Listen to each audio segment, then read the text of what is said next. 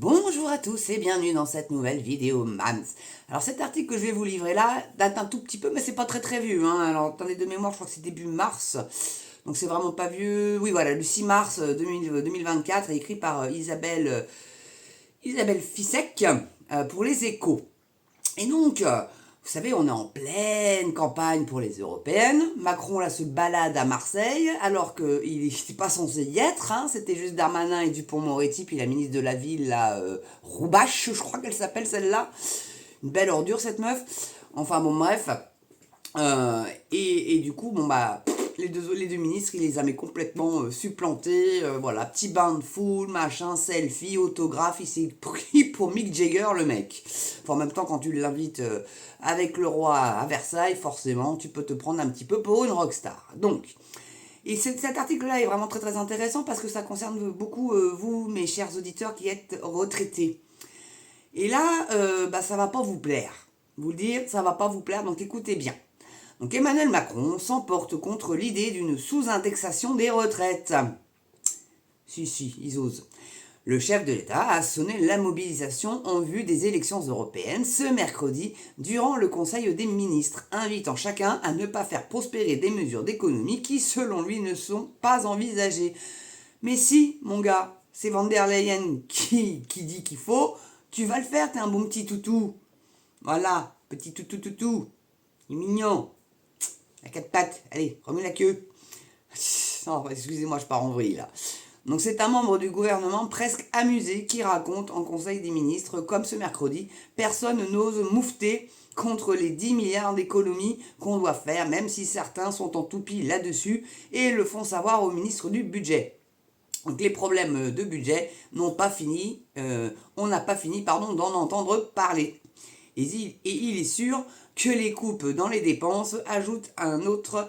Ce n'est pas forcément très porteur avec les élections européennes, même si on doit absolument les faire. Donc vous avez bien compris qu'ils vont vous baratiner pendant toute la campagne. Et puis qu'après, ils feront vie. À Van der Leyen qu'a dit, ils vont faire. Et là, c'est 50 milliards de plus. Il y a eu de l'inflation au niveau du budget aussi. De coupe, c'est pas en plus. Voilà. Donc c'est 50 milliards d'économies qu'il faut réussir à faire. Bon courage, parce que c'est sur vos retraites qu'ils vont prendre, les gars, ça c'est certain. Je sais déjà que sur le RSA, avant il y avait l'Europe, en plus du département qui versait l'argent, maintenant c'est fini. À partir de cette année, c'est fini. Donc le RSA va baisser aussi. Alors déjà que c'est une misère. Et en plus, ils veulent vous faire bosser 15 à 20 heures. Donc pour une misère, voilà. Un Uber Job. Donc ce mercredi, justement, durant le Conseil des ministres, Emmanuel Macron a sonné la mobilisation générale en vue des élections européennes, demandant à tout le monde de monter au front en enjoignant l'ensemble des membres du gouvernement à être bien présents au premier meeting de la campagne de la majorité ce samedi à Lille.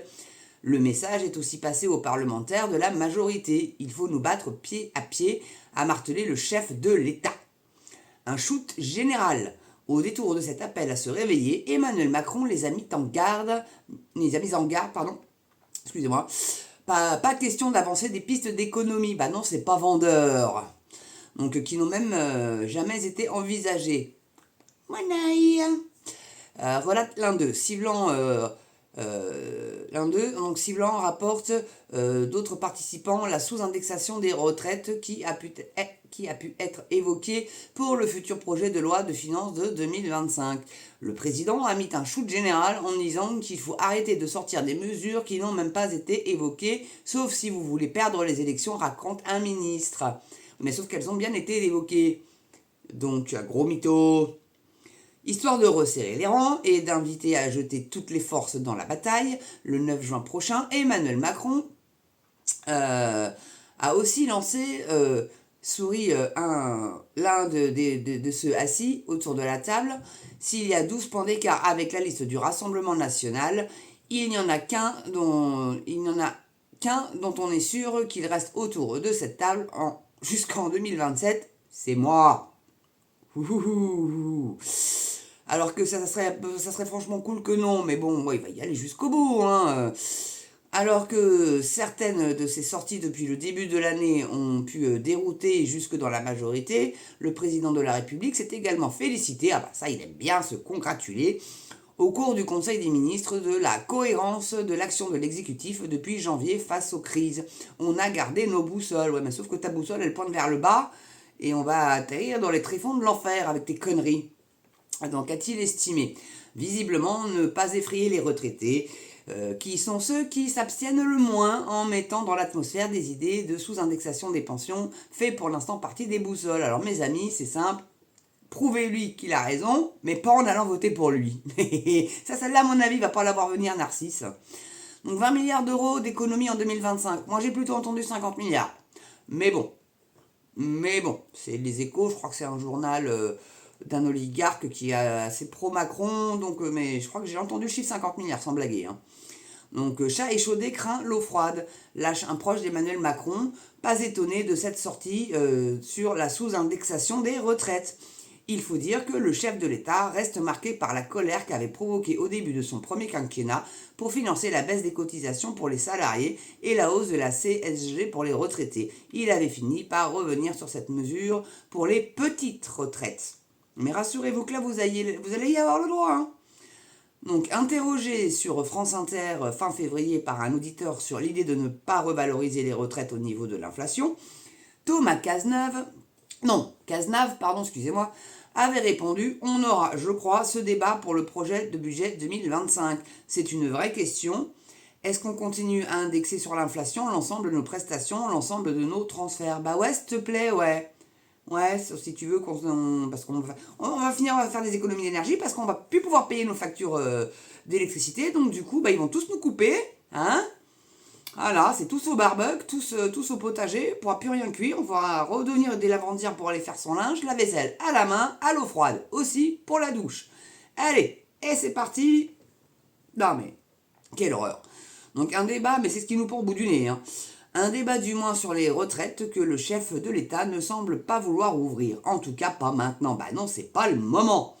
En dépit des efforts à réaliser au-delà de la première étape de 10 milliards d'économies sur le budget de l'État lancé en février.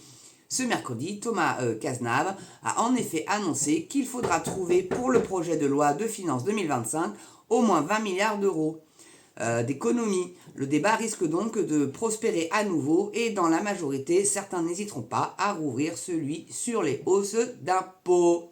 Voilà, fin de la petite joyeuseté de l'article. Alors mes amis les retraités, vous avez bien compris que, évidemment, parce que c'est la campagne pour les européennes, il ne va pas en être question, c'est une certitude, mais par contre, dites-vous bien qu'une fois les élections passées, ça va tomber.